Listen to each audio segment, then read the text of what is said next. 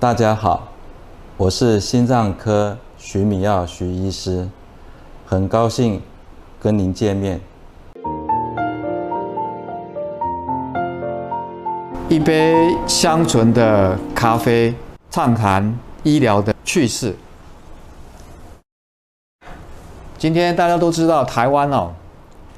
疫情越来越严重，已经到了社区感染的程度。但是我们第一线的医疗人员呢，依然是不懈不怠的在跟所有的病患及民众服务。那么今天黄医秀请到了一个非常重量级的大师，他是台中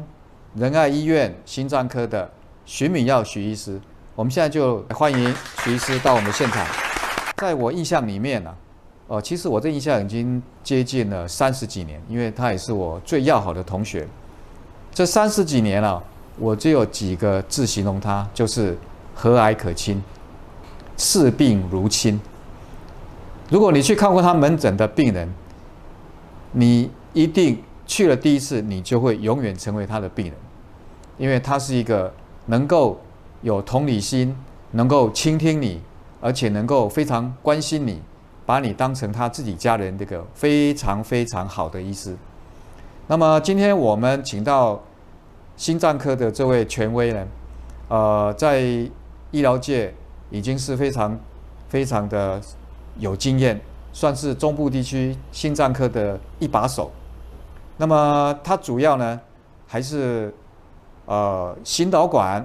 以及心脏瓣膜、心脏衰竭，在许多心脏的疾病里面他的学生也是满天下。在这么有经验的医师，能够现在还肩负着医院的心导管任务，我想这个是非常值得我们钦佩的。那为什么这么讲呢？因为各位知道，做心导管的医生非常的辛苦如果你去心导管看过，或心导管你做过，你就知道那个辐射性，医生是要背着很重的铅衣在上面。那你每个病人大概做1-2个小时要吧？基本上1-2个小时是1-2个小时。那个铅衣大概多重？你有没有算过？最古老的话，最早的话大概是12公斤。哇，12公斤！现在的拜他们的材料进步所赐，大概就是维持在大概6到8公斤，就可以达到同样的防护的效果了。所以不管6公斤、12公斤，大概你穿到这个东西，而且你要操作1-2个小时。每天好几个病人，这样它是一个很沉重的负担，所以我对心脏科医师一直非常敬佩，他们能够背负起这个重任服务这么多的病人，尤其在心脏，这个是我们身上最重要一个器官，等于是一个马达的器官。这个马达要是停了，等于你人就不会动了，完全就处于一个静止状态。所以我们今天非常荣幸请到徐敏耀徐医师来这边，我们讲到心脏到底它有多么的重要？那首先呢，我待会给各位看个影片这个影片就是徐医师待会刚刚有讲，待会会跟各位解释心脏的基本的结构，你能了解一下，大概心脏在你身上里面有这么复杂的结构。我们先来看看这段影片，是一个心脏的外观的一个模型。那我们可以看得到，红色的代表是冠状动脉，蓝色的是它旁边的回流的静脉，所以这边是一个右冠状动脉，从这边过来绕到它下面，这边是一个左边的冠状动脉，分成前面的叫左前降支，这个地方有绕到后面的叫做左回旋动脉，我们可以看得到绕到后面去。那这个是我们一般称之为血管，冠状动脉血管的3条主干。那如果说我们再来回头打开来看看它的腔室，我们可以看得到，这边是右边的心室，这边是左边的心室，然后这个地方是心房，这边是右心房、右心室，左心房、左心室，然后再借由这个地方把血送出去，送到主动脉上面去。这个大概就是我们大概心脏的结构是这个样子。各位看到这个心脏的模型，徐医师也给我们解释过，这个模型大概有4个腔室，还有些瓣膜、血管、动脉、静脉，啊，还有冠状动脉，这么复杂的个机构维持我们心脏正常的功能。那么心脏要维持的功能有多么的辛苦，就跟心脏科医生是一样的。你只要是活到多少岁，它就会跳到多少岁，跳到你最后一刻生命结束的那刻的时候，它的任务才算完成。所以心脏背负了这么大的任务，心脏科的医师，你会觉得他对你的生活、你的健康不重要吗？所以为什么今天我们把心脏科大师请到这里？我们今天要讲到一个最重要的题目，各位一定都能够猜得到，那个就是冠状动脉的心脏病。我们知道冠状动脉心脏病就是我们心脏所有马达出去的主干道，它肩负很多的责任。那如果你这个冠状动脉心脏有问题的时候，那我们的血流就会发生供血不足的现象。我们会从心绞痛、稳定性的心绞痛到不稳定性的心绞痛，最后到急性冠心症。如果你有血块或是你的粥样硬块、斑块掉落的时候，你就会变成心肌梗塞。所以这一系列的这种疾病守护神就是我们心脏科。冠状动脉里面呢，从一个健康的血管跑到一个不健康的血管，它到底有没有什么模型让解释一下它的流程是怎么走的 ？OK， 我想这个是一个很简单的一个模型，可以让大家做一个参考。血管的外面我们可以看得到是这样的，你看不到里面的变化。里面呢，我们就很简单的来看，这是你的健康的血管。我们年轻的时候，我们的血管都是这么美丽的，这么干净，里面都没有什么特别的。尤其您如果说保持健康的生活、持续的运动，它就可以维持很长时间是这个样子。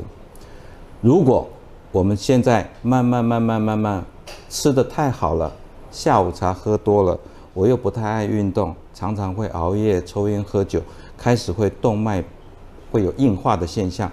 血脂一旦偏高，它就里面会慢慢形成一些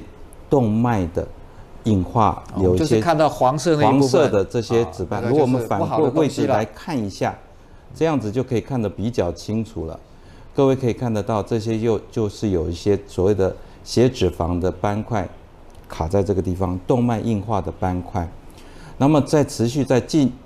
一步的发展的话，它慢慢就会变成这样，这就是开始。临床上面可能就会出现一些胸闷、胸痛，走路的时候容易气促、气喘，甚至于会觉得，就是说我一楼爬不到2楼的时候，会很复杂的那个，会有感觉很负担很重的感觉，或者是管径就变小了，慢慢的血流就不够了。原来我可以有100cc 的血流，现在可能只剩下30-40cc 血流可以过去。到有一天，我突然间觉得胸口很闷很痛的时候，就是很狭窄的这个通道里面有一个血栓卡在那个地方，这个时候就呈现叫做心肌梗塞的现象，就非常严重了。那这个时候来讲就是一个要命的时段，所以尽快能够到急诊室来处理的话，我们就是由心导管从进急诊室到心导管把气球撑开。在1个半小时之内，如果能够把它撑开的话，当然能够救回来的心脏的肌肉就越多。是，所以现在来讲说，就是进入到急诊室的大门口，一直到气球扩张，都是设定在90分钟里面。对，黄金的90分钟时间是非常重要的。那么尤其在冬天的时候啊，那个天气一冷，心脏收缩的更厉害。但是各位也不要忘记了，其实大热天很多年轻的很胖的人，我们要注意这个心脏的问题。那我想问一下许医师，就是说很多情况他不一定会经过这样的，因为有些人他觉得我根本也没有心脏不舒服、心痛，那突然间就心肌梗塞。其实这种情况，很多会想知道说，为什么好像也没有胆固醇高，那好像我也不是很胖，但是我就是会心肌梗塞，有没有这种情况？有的啦。这个来讲的话，我们常常会认为就是说我的心脏血管都不会有问题，但是不能够忽略掉，就是说我的血管是会收缩的。对，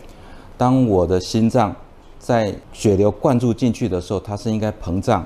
当血流流过去之后，它会收缩回来，就一胀一缩的状况之下，维持正常的血流。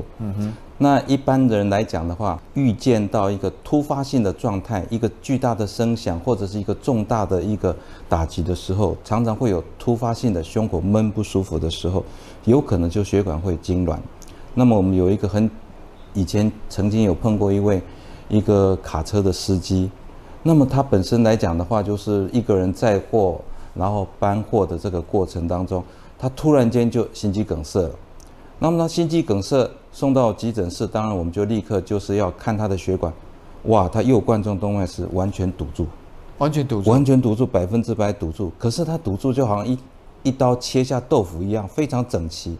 这个时候我们第一个想到就是说，他是真正阻塞吗？还是有其他的原因？就后来那时候是看不到像这种粥样化的情况，就是因为你显影剂进去之后，你只看到它的断端之前的影像，后面完全看不见。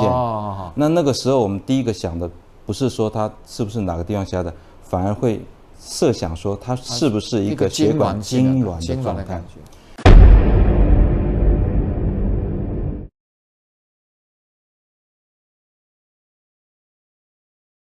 希望大家及早认识预防医学，早日做好养生保健。